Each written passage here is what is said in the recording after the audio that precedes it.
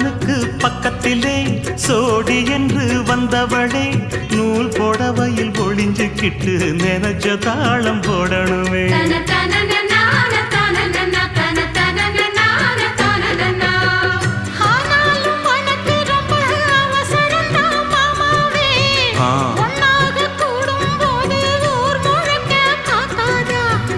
பார்த்தாலும் தவறு இல்ல பனியுறங்கும் ரோசாவே உன்னால சொத்த வச்ச மூக்குலதான் வைக்காதா.